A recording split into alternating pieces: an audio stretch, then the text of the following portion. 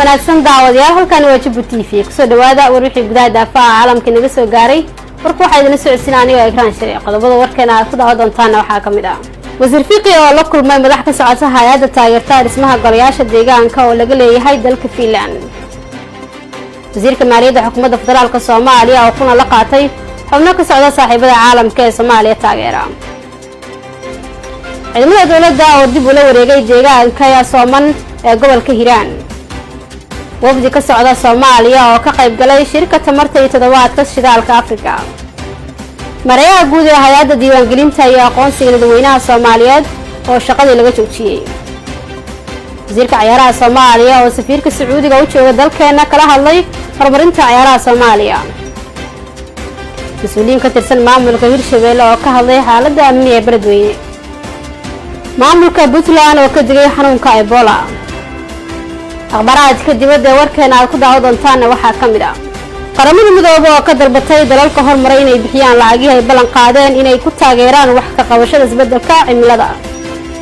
iyo Kuuriyada Waqooyi oo soo ka ah gantaal u dulmarisay hawada dalka Japan intaasina waxay ahaayeen qodobada warkeena aad ku daawan doontaan iminkana u diyaar garooba iyagoo faahfaahsan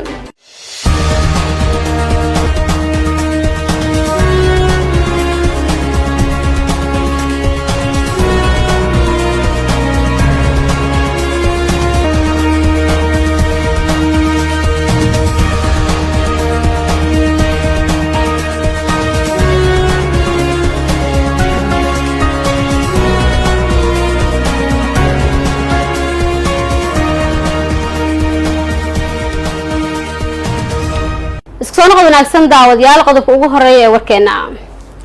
wasiir fiqi ayaa la kulmay madax ka socota hay'adda taageerta dhismaha golayaasha deegaanka oo laga leeyahay dalka Finland wariyeena Cabdifataax Durdur ayaa idinka waramaya wasiirka arrimaha gudaha federaalka iyo dib u heshiisiinta ee xukuumadda federaalka ee Soomaaliya Axmed Macalin Fiqi ayaa xafiiskiisa ku qaabilay wafdi ka socday hay'ad laga leeyahay dalka Finland wasiirka ayaa madaxda hay'adda ka socotay kala hadlay arrimaha xasilinta nabadeynta dhismaha golayaasha degmooyinka iyo arrimo kale ku-xigeenka agaasimaha guud ee hay'adda ayaa sharaxaad ka bixiyay shaqada FCA ee Soomaaliya ayaa sheegay in ay taageeraan dhismaha golayaasha degmooyinka iyo arrimaha dib u heshiisiinta mas'uuliyiinta ayaa sidoo kale ka hadlay arrimaha bini'aadanimada iyo barnaamijyada ay ka fuliyaan magaalada Baydhabo iyaga oo ballan qaaday in ay siin doonaan gargaar dheeraad ah dhankiisa wasiirka arrimaha gudaha Axmed Macalin Fiqi ayaa hay'adda FCA ku amaanay shaqada ay ka qabtaan Soomaaliya isagoo soo qaatay in dawladda ay wado qorshayaal dib u habeyn loogu sameynayo xanaano kala duwan oo ay ku jirto mideynta hanaanka gargaarka sida ay uga go'an tahay ballaarinta dhismaha golayaasha degmooyinka iyo dhiirgelinta guud nabadda iyo dib u heshiisiinta wasiirka arrimaha gudaha ayaa ugu dambeyntii ka hadlay xaaladda abaaraha ee dalka isagoo oo faray in hay'adaha gargaarka ay si siman u tagaan dhammaan maamulada iyo deegaanada kala duwan waxa uuna adkeeyay in la mideeyo dadaalada gargaarka si looga baxo xaaladda khatarta ah ee ay abaartu keentay wasiirka maaliyadda xukuumadda federaalka Soomaaliya ayaa kulan la qaatay xubno ka socda saaxiibada caalamka ee Soomaaliya taageera wariyeena Saada Sayid Ahmed ayaa idin faahfaahinaysa wasiirka maaliyadda Soomaaliya Dr. Cilmi Maxamuud Nuur ayaa magaalada Nairobi kulan kula yeeshay xubno sare oo ka socda saaxiibada caalamka ee Soomaaliya ka taageera horumarka iyo dhaqaalaha kulankan ayaa looga hadlay dadaalada dawladda federaalka ee ku aadan dib u habeynta hanaanka maaliyadda iyo horumarinta dhaqaalaha dalka wasiirka ayaa la wadaagay saaxiibada Soomaaliya sida ay uga go'an tahay dawladda federaalka Soomaaliya kordhinta dakhliga gudaha horumarinta maamulka maaliyadda guud iyo nidaamka hufan ee dawlad wanaaga ciidamada dawladda ayaa dib u la wareegay deegaanka Sooman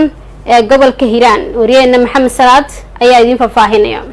ciidanka xoogga dalka iyo xoogga xoreynta gobolka Hiiraan ayaa maanta si buuxda dib u la wareegay gacan ku haynta deegaanka Sooman ee bariga gobolka Hiiraan halkaas oo ay ku sugnaayeen al-shabaab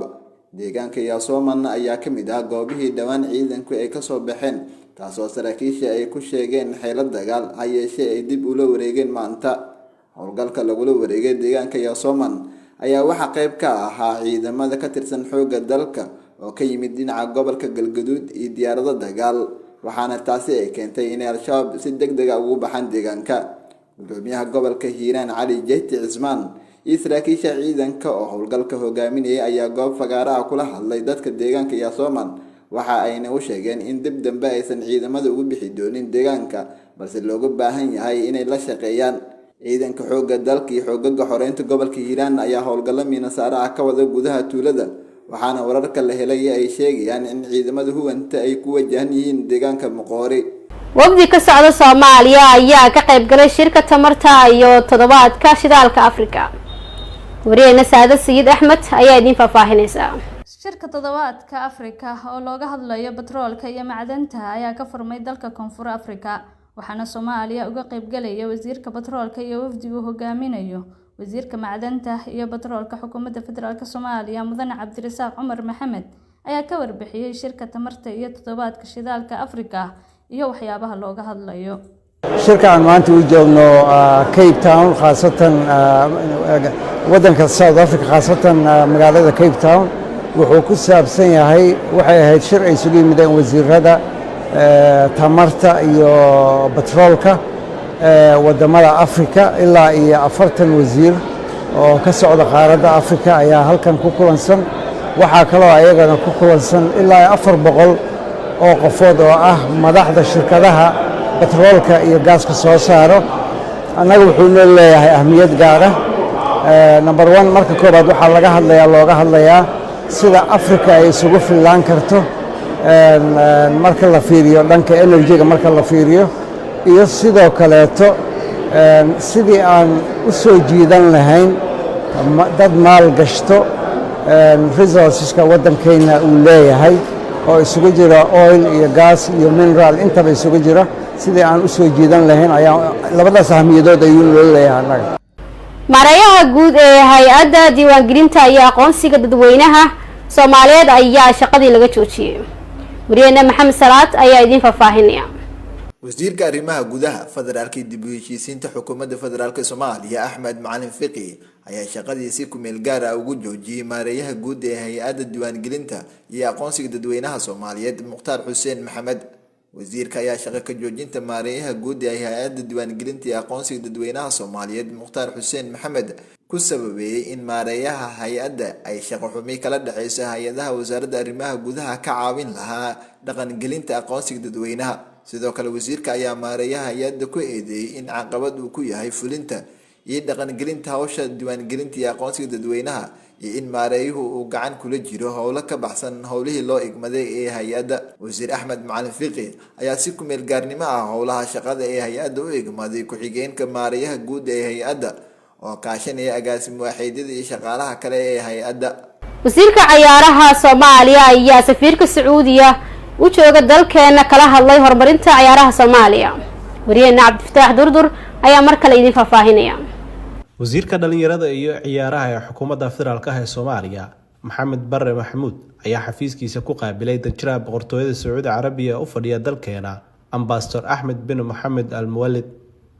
wasiirka iyo danjiraha ayaa ka sheekaystay sidii loo horumarin lahaa goobaha ciyaaraha dalka ee hadda burbursan, sida tuulada ciyaaraha Muqdisho oo boqortooyada Sacuudi Carabiya ay dhistay qeybaha dabaasha, kubadda laliska, kubadda koleyga iyo midda gacanta. sidoo kale wasiirka iyo safiirka ayaa ka sheekaystay sidii dhalinyarada labada dhinac ay isaga kaashan lahaayeen ciribtirka fikirka xagjirnimada oo dhalinyaro badan oo dunida islaamka ah duufsaday.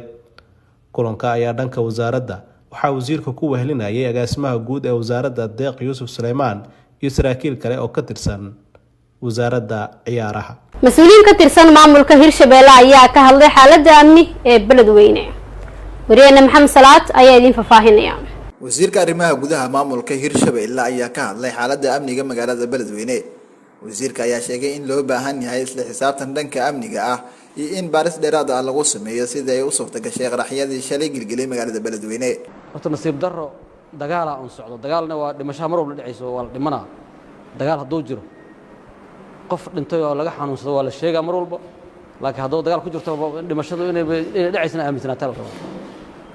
aad uga mahad celinaa saraakiisha amniga oo Buuliburda sidii amniga ugu howlan yihiin. waxa beledweyne ka dhacay amnigaas sabab u ahaa waxaan rabaa inaan fariintaas reer Buulburta ogaadaan saraakiisha amniga beledweyne dayac ka yimid dad shal ku dhintay waliba qaasatan booliiska iyo nabad sugidda qaraxa wuxuu ka soo galay buundada waana isdaba joogi buundooyinku ka soo gudbay xarunta gobolka la qaxiyay taas marka waxa waaye mid oo qof kale in lagu tilmaamo la rabaa taas waxa sababteeda qaadanayo booliiska beledweyne ka jiro iyo nabad sugidda beledweyne ka jirto hadana wax qof lagu sababaynin ma shaqay karaan meesha hadda anaga aan joognaan iyo xildhibaanada heer state heer federaal iyo maamulada gobolka degmada amnigu waa shaqeynaa xalay iyo shalay intaan ka arkay saraakiisha amnigu waa shaqeeyaan ayagoo nooc walba leh hadday yihiin heel walaal iyo hadday yihiin militariga iyo booliiska meeshan haddaa laga shaqeeyo oo la iska warqabo waxba halaayo maam baabuuraas u soo socdaa guriga gobolka qarxiyay mid kale soo socdaa bacdlihi qarxiyay mid kale iridii waardiyaha qarxiyay checkpoint haleen soo mareen waa mas'uul darro amniga ka sabab u yahay laakiin nimankaas waa niman laga adkaaday oo dagaalka safka looga adkaaday oo raba inay qarax ku adeegtaan waxayna sheegeen inay soo xildhibaanku noo sheegay ay rabaan magaalooyin kasta oo saldhigyada inay dhibaato ka geystaan si dagaalka banaanka uga istaago anaga marka fariintan ugu wanaagsan waxay tahay mid oo xildhibaanku sheegay mid aan ku daraa waxay tahay in ciidanka lala shaqeeyo oo dagaalka laga wada qayb galo oo la abaabulo oo dadka reer iyo group iyo si la isku abaabulo in kalsooni dagaalka la qaato oo dagaalka loo midoobo meeshan waxa way waqti dheer nimankan haysteen laakiin waa laga adkaaday dadka deegaanka nacay markii la bilaabay meeshii joogan iyo maanta meeshii joogan malaha hadda saacad ka hor iyo Sooman markay militarigu la wareegeen islaan meesha deganaa waxay dhahay markaad timaadin waa baxaan nimankaane markaad subaxdiina waa yimaadeen ma ballan aad leediin dhahay taliye ciidanka ku tiri xalay maga soo dhawaateen iyo guureen nimankii sababta maxay dhahdeen islaan waa yoob dadku inay bartaan la rabaa nimankaas inay ciidanka suuq karin ay meel ciidan laana rabaan hadda iyo Sooman iyo dhulkii dhan waa ka baxeen laakiin waxay rabaan inay miino wada geliyaan inay magaalada soo galaan ay qarxiyaan inay baabuur yar inta qarax ku xiraan ay meel maqaayada soo dhigaan dhibkaas marka beledweynuhu ku wajahan yahay inta badan oo beledweynaha populationkeeda badan yahay Buulburta waa meel la waardiye karo saraakiisha amnigu waa ugu mahad celinaya sida ay waardiyaha u qabanayaan waliba jidadka oo hadda dhinaca bariga dagaalka ka socdo jidadkiis waa laga yaabaa inuu yasiran yihiin jidadkan ceel warre iyo ka imaanaya waardiyaha in loo adkeeyo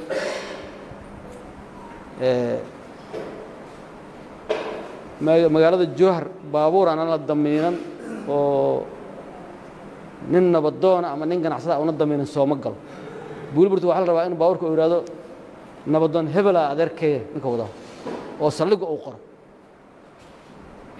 anaga inta joognaa xaladan aan baabuur ka damiinayno Jowhar wala gabar foolanaysa waxaan ka qaaday jallaqsi checkpoint-kan taaganahay igala hadal askar in magaalada baabuur iska soo galo amni darradii qayb ka tahay baabuurta waa in la baaro la kontrolo meesha lagu haayo amniga uu damaanad u helo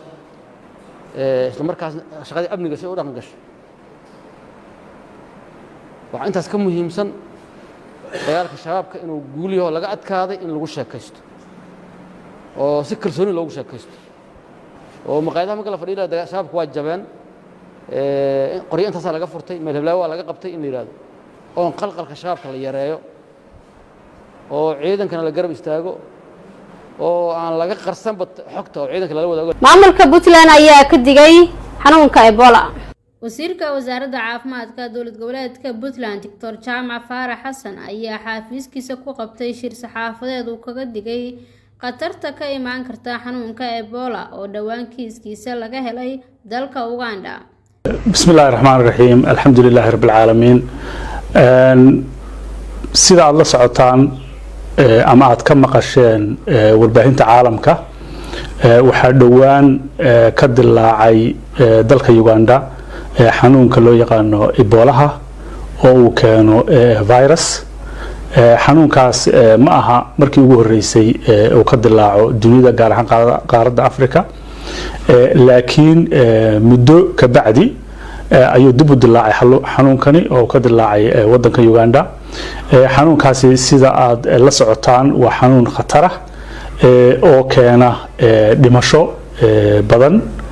dadka uu ku dhaco calaamadihiisana dabcan waxaa ka mid ah qandho fara badan iyo in dadku ay dhiig baxaan ama gudaha u dhiig baxaan ama dibadda u dhiig baxaan madax xanuun fara badan matag iyo wixii la mid ah xanuunka isaga ah waa la kala qaadaa dabcan waxaana lagu kala qaadaa taabashada ama contactiga qofku uu taabto ama dheecaanku ay isgaaraan labada qof si toos ah isu gaaraan ayaa lagu kala qaadaa si ka duwan xoogaa sidii covid-19 oo isaga hawada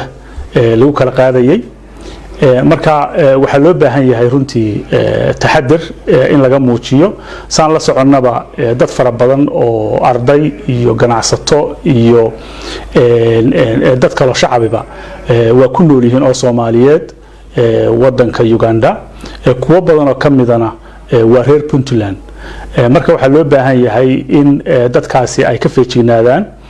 meesha ay ku nool yihiin iyo sida ugu noolaan lahaayeen iyo sida uga taxadiri lahaayeen xanuunkaasi inay qaadaan iyo waliba sida ay ugu baraarugsanaan lahaayeen inaan xanuunkaasi u soo dhoofin ama u soo gudbin Puntland waxaan ku baraarujinayaa ama aan ku boorinayaa dadka reer Puntland ku nool Uganda in qof kasta oo calaamadaha isaga shakiya xanuunka Ebola aanu soo dhoofin uu iska joogo halkaas ilaa inta xaaladiisa caafimaad la hubinayo oo hadii uu qabana laga daweynayo hadii kalena la hubinayo inaanu xanuunkaas aanu qabin taasi waxay keenaysaa in la yareeyo fiditaanka xanuunka iyo waliba in loo soo fidiyo Puntland iyo Soomaaliyaba taas aan ku boorinayaa dadka reer Puntland waxaan ku boorinayaa iyagana inay feejignaadaan hadeer waxaanu joognaa stage taxadir inaynu taxadiro baa muhiima hadii xaaladdu isbedeshana dabcan talaabooyinka ku haboon ee munaasibka ah ayaynu xukuumad ahaan qaadi doonaa hadii la haydmo intaasi waa baraarujinta aan ku baraarujinayo dadku inay ka taxadiraan oo ay ogaadaan xanuunkaasi inuu jiro oo wadamada dariska ah ee geeska Afrika bariga Afrika uu ka jiro xanuunkaasi Dr. Jaamac Faarax Xasan ayaa sidoo kale ka tacsiyay geerida naxdinta leh ee ku timid Allah u naxariistay wasiirka caafimaadka Hirshabelle Dr. Zakariya Hure oo qarax shalay ka dhacay Beledweyne ku geeriyooday tacsi aan u diro dadkii shalay ku geeriyooday qaraxii ka dhacay magaalada Beledweyne gaar ahaan waxaan rabaa inaan si gaar ah ugu tacsiyadeeyo wasiirkii caafimaadka ee Hirshabelle Dr. Zakariya Hure oo ku geeriyooday qaraxaas waxaan Ilaahay uga baryayaa in jannadii firdawsa Ilaahay geeyo samiri iimaan uu ka siiyo ehelkiisii iyo dadkiisii runtii wuxuu ahaa nin dhalinyaro ah oo aad u firfircoon oo mutacallina oo anigu muddadii aan aqaanay aan wada shaqaynay runtii igu reebay xusuus gaar ah ayuu ahaa waan uga tacsiyadeynaya dadka Soomaaliyeed oo dhan isaga iyo dadkii la dhintay kula dhintay goobtaasba waxaan kala ognahay in wasiirkii ka horeeyay isaga laftiisu qarax ka dhacay Jowhar uu dhaawac ka soo gaaray waa wasiirkii caafimaadka ee Hirshabelle ee wasiir Zakariya ka horeeyay isagana dhaawaciisii uu wali saameyn ku leeyahay isagana waxaan u rajeynayaa inuu Ilaah u boqodhayo oo caafimaado daawadayaal wali waxa daawanaysaan wixii gudaha daafaca caalamka inaga soo gaaray haatana akhbaaraadka dibadda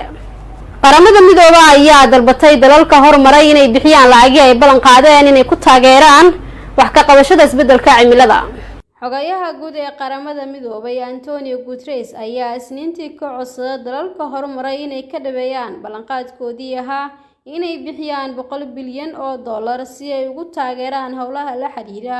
wax ka qabashada isbedelka cimilada ee dalalka soo koraya ka hor shirweynaha dib u eegista cimilada ee bisha November ka dhacay dalka Masar wasiirada qubarada cimilada iyo wakiilada bulshada rayidka ah ayaa toddobaadkan ku shiraya caasimada dalka Congo ee Kinshasa si ay ugu diyaariyaan ajendaha shirka bisha November ee loo yaqaano COP27 kaasoo ka dhici doono xeebta badda cas ee Sharm el-Sheikh shirkaasi ayaa la filayaa inuu socdo inta u dhaxaysa 6 bisha ilaa 18 bisha November qaramada midoobay ayaa sheegtay in dalalka horumaray ee ku buhoobay ururka G20 inay yihiin kuwa caalamka ku sii daaya qiiqa ugu badan taasoo qiyaas ahaan noqonaysa 80% qiiqa dunida ee hawada lagu sii daayo. iyadoo taasi jirto ayay haddana ka gaabiyeen